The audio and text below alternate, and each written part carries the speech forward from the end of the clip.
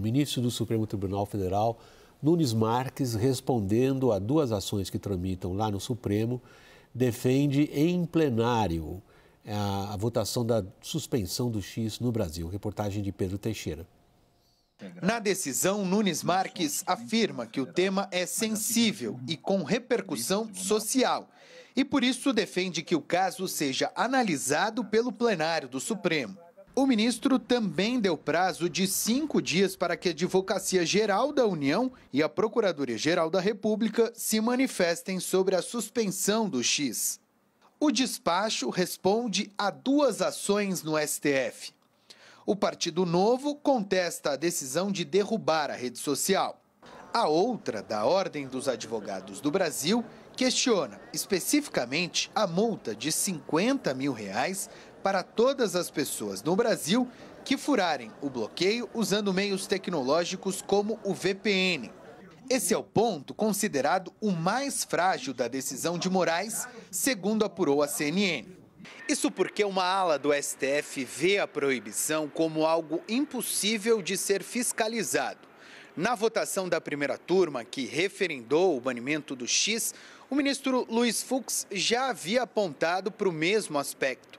Segundo ele, a punição para o uso de VPN atinge pessoas físicas e jurídicas de maneira indiscriminada, que sequer fazem parte do processo. Nesta quinta-feira, o ministro Cristiano Zanin determinou que a Procuradoria-Geral da República se manifeste sobre um recurso da empresa Starlink contra o bloqueio das contas bancárias.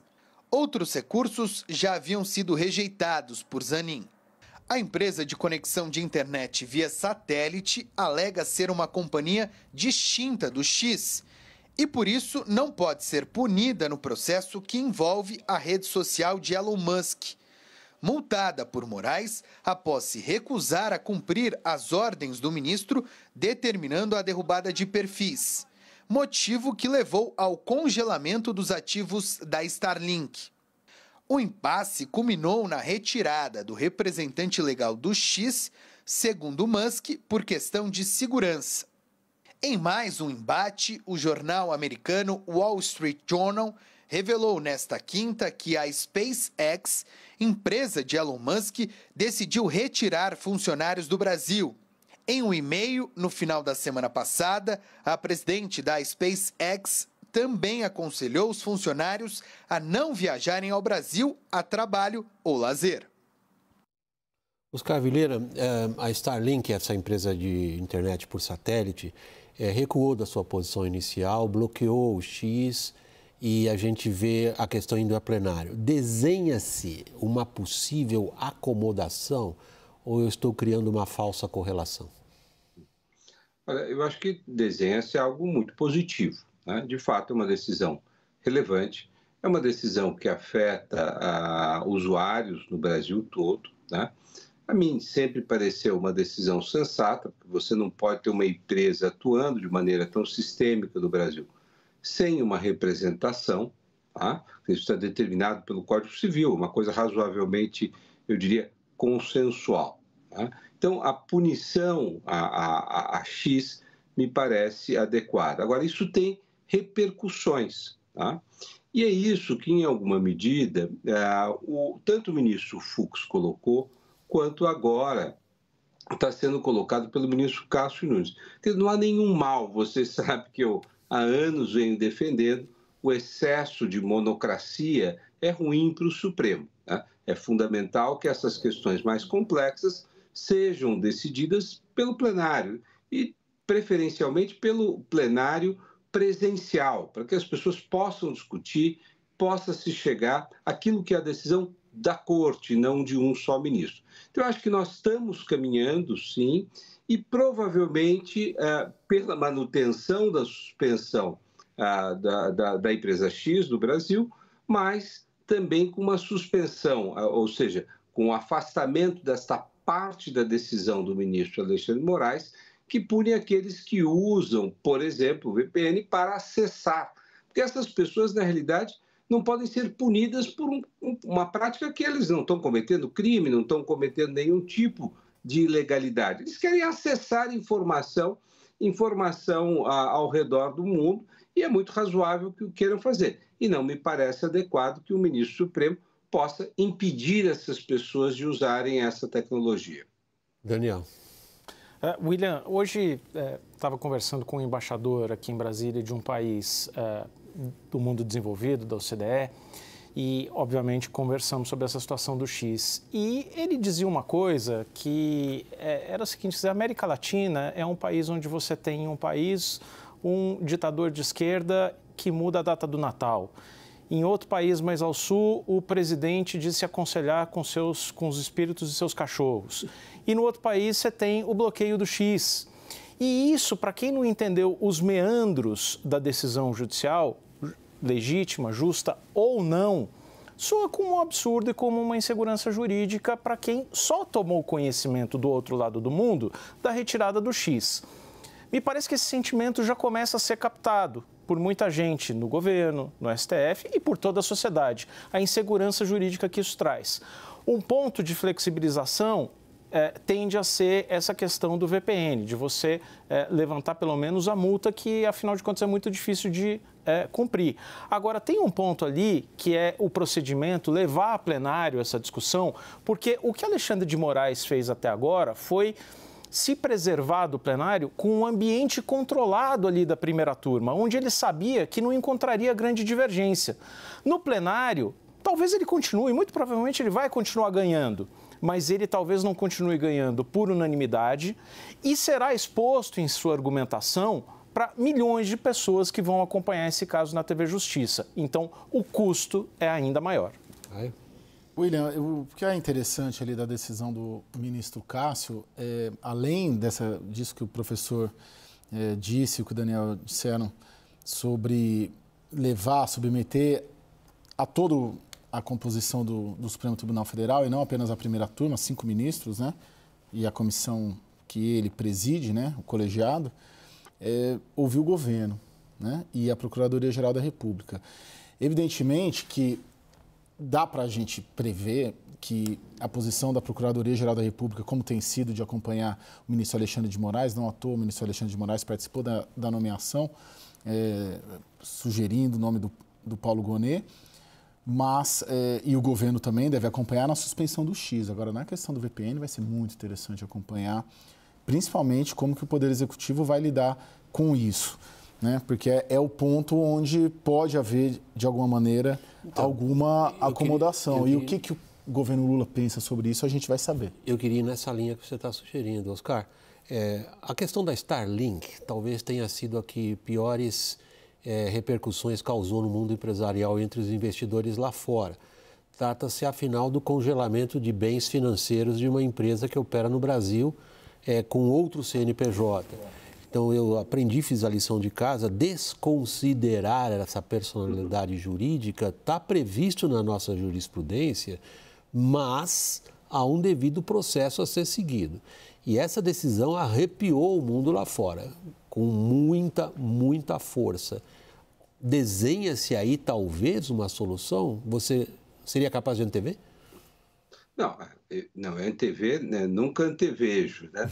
Mas o que me parece é que essa percepção internacional, sendo Elon Musk quem é, né, também gera uma certa cautela no mundo empresarial. Evidentemente que nós sabemos que é um empresário que tem expressado de maneira muito aberta que ele dará golpes, sim, contribuirá, sim, com golpes, alguém que não tem nenhum pudor em dizer que interfere na política interna dos países, alguém que é muito seletivo e se acoelha face, por exemplo, à Índia ou à China, mas que age com grande, vamos dizer, vigor quando ele está falando de governos que ele não tem simpatia. Então, não é uma figura que tenha a menor unanimidade do ponto de vista da sua conduta empresarial, né? E nós não podemos tratar o X como se fosse simplesmente uma empresa e não uma ação política liderada por um empresário que tem outros interesses, inclusive geopolíticos, né?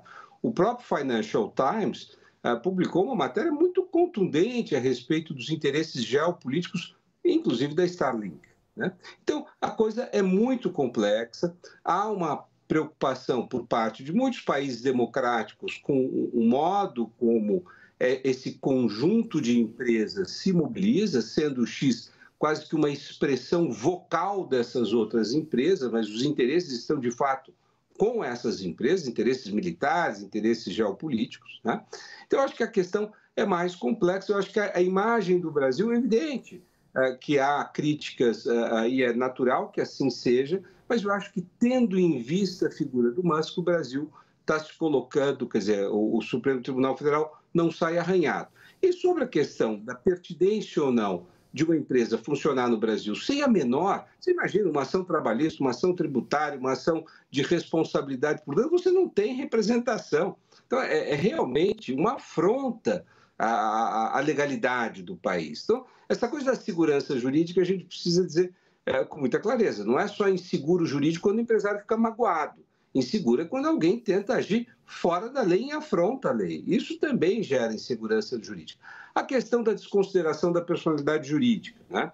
É algo que no direito brasileiro é feito, muita gente critica. Se você, por exemplo, for à Justiça do Trabalho, isso vai acontecer com muita frequência. Você está executando uma empresa que, muitas vezes, em razão de fraude, ela esvazia o seu capital e você busca o grupo econômico, né? A questão é essa. Quer dizer, primeiro, você precisa demonstrar que não são só duas empresas que têm um sócio em comum, mas que elas agem coordenadamente.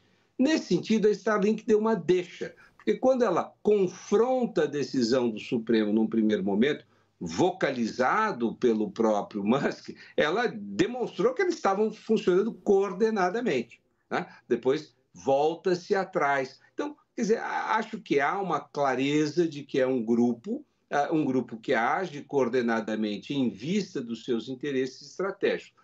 Agora, liminarmente, você congelou, mas você tem que trazer a Starlink para o processo para que ela possa se defender. Então, acho que isso é muito claro. Então, veja, correndo um pouco de risco, eu diria, a decisão deve ser mantida sobre o X, a decisão sobre a Starlink também deve ser mantida.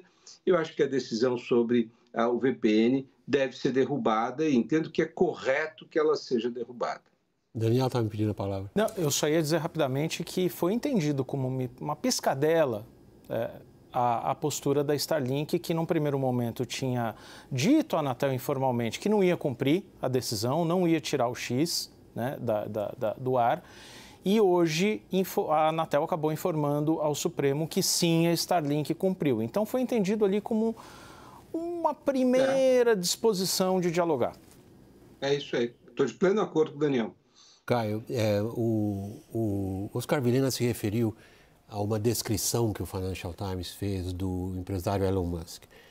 A descrição foi feita pelo principal comentarista internacional desse jornal, que tem uma enorme repercussão, sobretudo nos meios empresariais ao redor do planeta.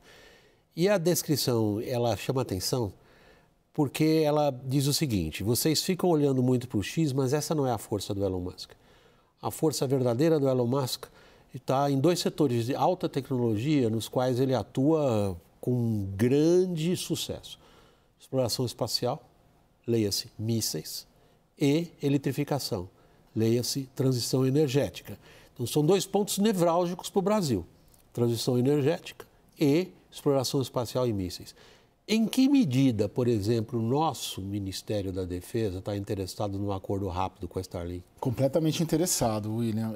Teve uma manifestação formal, inclusive, do Ministério da Defesa, isso antes até da decisão do ministro Alexandre, de se atentar justamente a essas questões, especificamente a questão da Starlink ali, porque tem uma questão de monitoramento, de Amazônia, enfim, a Starlink é muito utilizada, né? Isso já é público, sabido, que a Starlink é utilizada como uma rede de alta precisão ali, principalmente na região amazônica. Ela demonstrou isso na Guerra da Ucrânia. Isso, e em outros locais do país também, locais remotos. E sim, esse debate está em curso, ele já estava em curso antes, essa preocupação das Forças Armadas e também do Ministério da Defesa em relação a isso. Mas eu não vejo também o fato da Defesa estar atenta e preocupada a isso como interferindo ali no processo. Eu acho que talvez o Supremo Tribunal Federal seja muito mais sensível a questões de livre mercado, de livre iniciativa, de não afetar interesses que façam do bom ambiente de negócios do que uma disposição ou um interesse específico do Ministério da Defesa.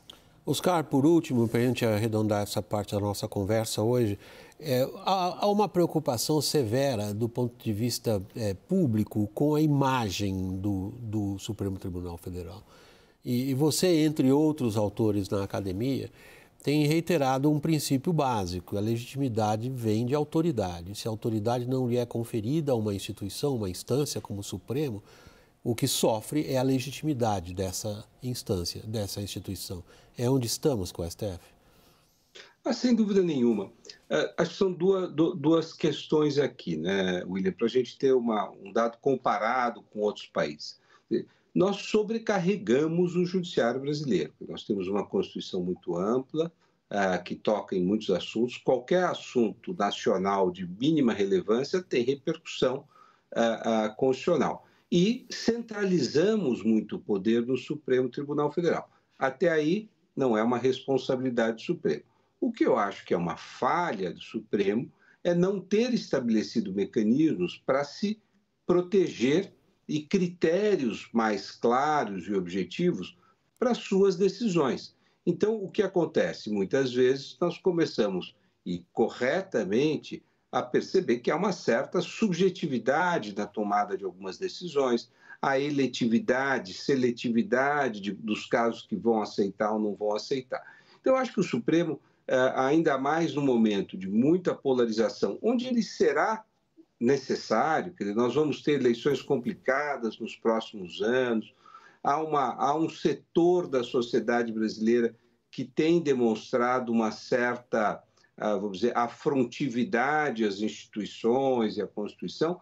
O Supremo precisa se preservar e se fortalecer. E como que ele faz isso? Uma certa autocontenção, seria muito importante, maior objetividade e qualidade na produção das suas decisões e, sobretudo, William, colegialidade. Eu acho que se o Supremo não for capaz de dar esses 3 passos, como você disse, a autoridade dele vai se fragilizar, já está fragilizada, mas eu acho que também ele tem prestado serviços importantes. Lembramos da pandemia, lembramos dos ataques de 8 de janeiro, e tudo isso o Supremo foi vítima e se comportou, né? Foi capaz de reagir à altura. Mas ele precisa, vamos dizer, ganhar fôlego, porque essa não é uma corrida de 100 metros, é um longo curso de defesa da democracia no Brasil.